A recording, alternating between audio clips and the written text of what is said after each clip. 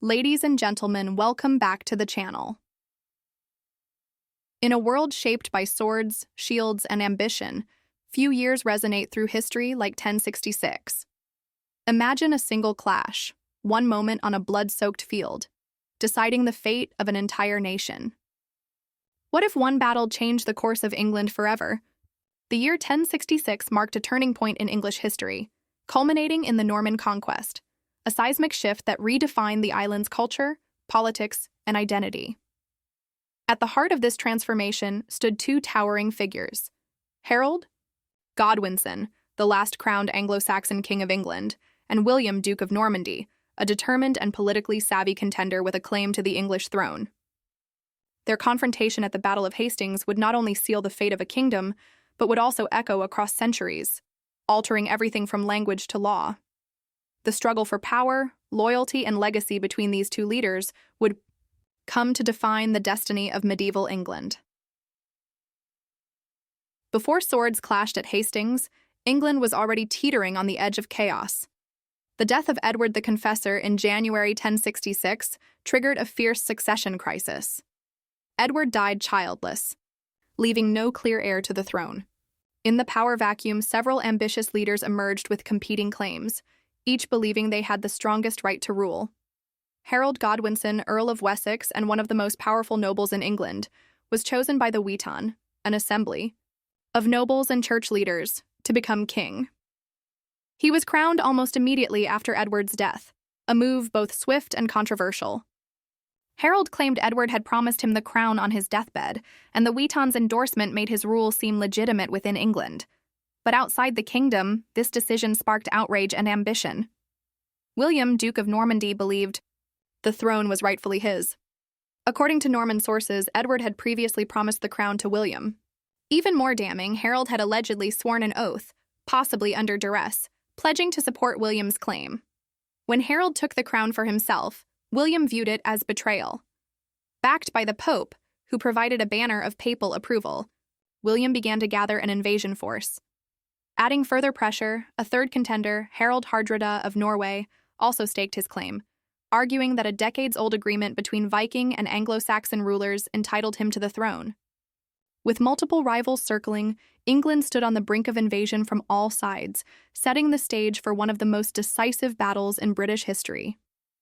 As England braced for invasion, the first major threat came not from Normandy, but from the north.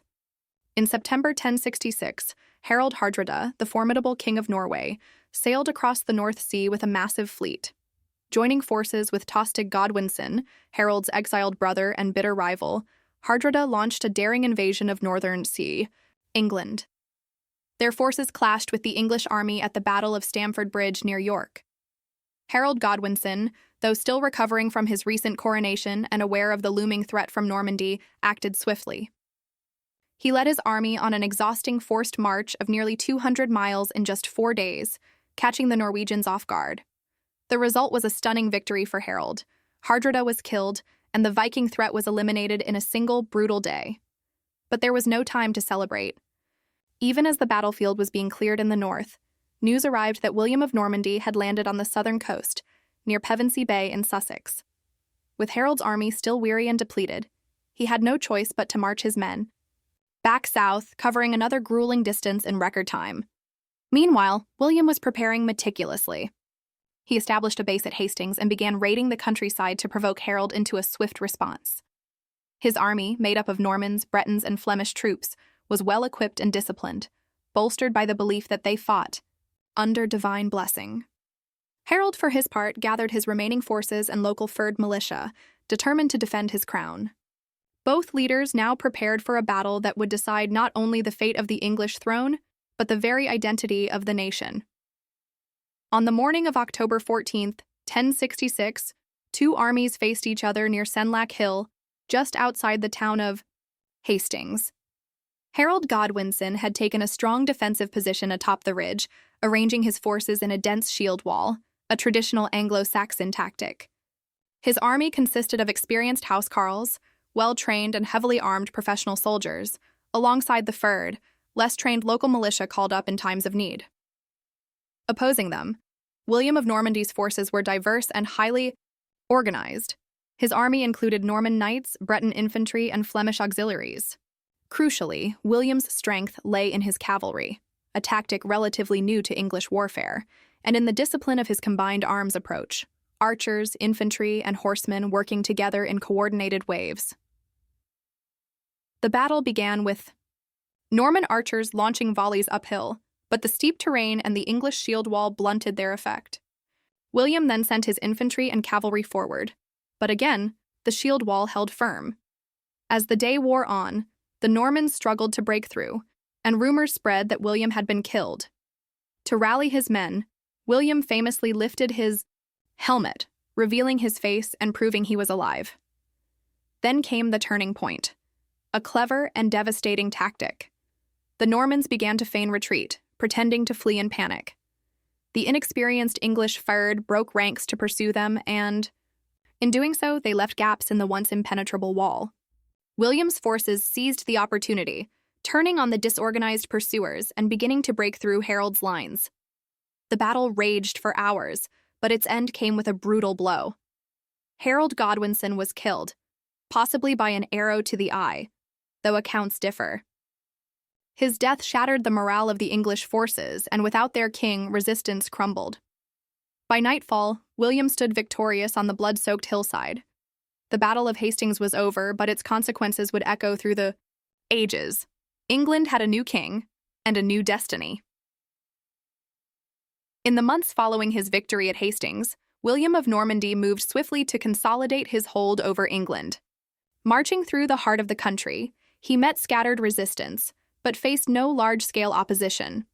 On December 25, 1066, in a powerful display of triumph and legitimacy, William was crowned King of England in Westminster Abbey. The age of Anglo-Saxon rule had come to an end. But William's grip on power was far from secure. Over the next few years, England erupted in a series of revolts, especially in the north, where loyalty to the old regime remained strong.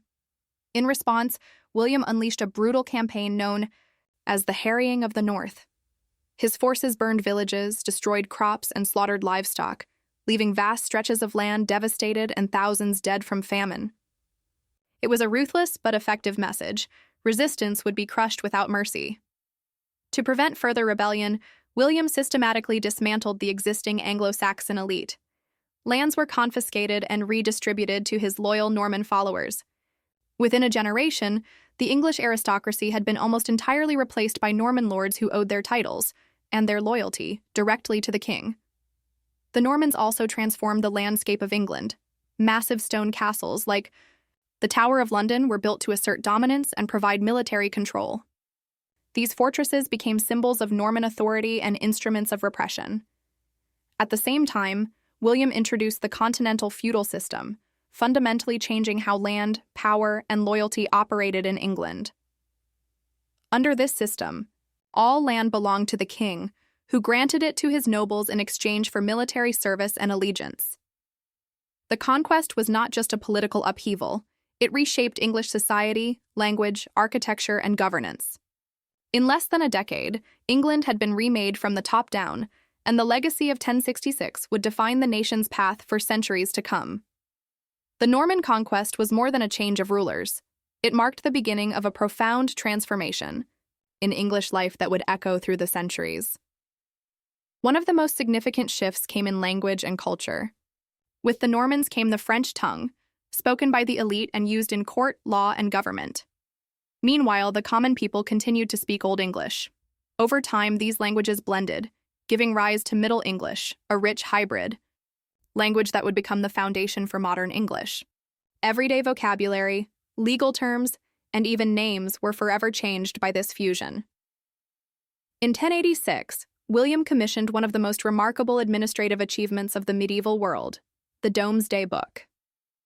This vast survey recorded who owned what, how much land they held, and what it was worth. It was essentially the first national census in Western Europe, a tool for taxation and control, but also a snapshot of a society in transition. For historians, it remains an invaluable window into Norman England. The legal and social structure of the country was also reshaped. Norman influence introduced continental practices into English law, many of which still persist today. Trials. By combat, the use of written records and feudal obligations changed how justice was administered and how power was distributed. Architecturally, the Normans left an unmistakable mark. Stone castles, Romanesque churches, and cathedrals began to rise across the land. Structures like Durham Cathedral and the White Tower in London not only showcased the new ruler's dominance, but also introduced a style and scale unseen in England before. Ultimately, the Norman conquest forged a new identity for England. It linked the island more closely to continental Europe, redefined its ruling class, and laid the groundwork for the medieval English state. From language and law to landscape and legacy, 1066 was the moment England was reborn, not as a Saxon kingdom, but as a medieval realm that would grow into one of the most powerful nations in history. The story of 1066 is not just preserved in texts, but stitched into one of history's most iconic artifacts, the Bayeux Tapestry. Nearly 70 meters long, this intricate embroidery tells the tale of the Norman conquest from William's perspective. It vividly depicts key events, Harold's Oath, the invasion, and the Battle of Hastings, but its objectivity is still debated. Is it a faithful visual record, or a piece of Norman propaganda designed to justify William's claim and vilify Harold? Its origins and intent remain shrouded in mystery, leaving historians to interpret its scenes with caution. One of the most hotly debated questions surrounds the succession itself. Was Harold truly promised the throne? Norman sources insist Harold swore an oath to support William's claim, an oath supposedly made on holy relics. But English sources either deny this or suggest the promise was made under duress. Without neutral accounts, the truth remains unclear. What is certain is that both men believed they had a legitimate right to rule. Then there's the ultimate what if. What if Harold had won at Hastings?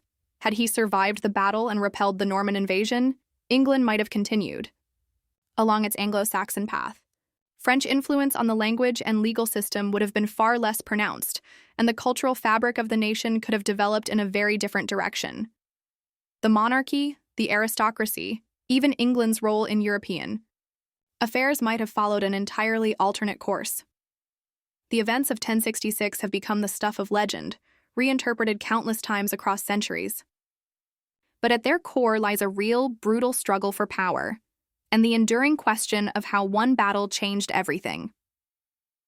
The year 1066 stands as one of the most pivotal in British history, not just for the clash of armies, but for the transformation it triggered. The Battle of Hastings wasn't just a military victory, it was the start of a new era. From language and law to architecture and aristocracy, the Norman conquest reshaped the very identity of England. One battle determined the fate of a nation. The death of Harold and the rise of William altered England's path forever, forging stronger ties to Europe, introducing new systems of governance, and laying the foundations for the medieval English state. It was a turning point that continues to influence British culture and society nearly 1,000 years later. But imagine for a moment, what if the Normans had lost? What if Harold had stood his ground and held the crown? Would England have remained an Anglo-Saxon kingdom? Would the English language sound completely different today? Let us know your thoughts in the comments. How do you think history would have changed if 1066 had ended differently? Don't forget to like, subscribe, and hit the bell icon for more historical deep dives like this one. There's always more to uncover, and we'll be right here to explore it with you.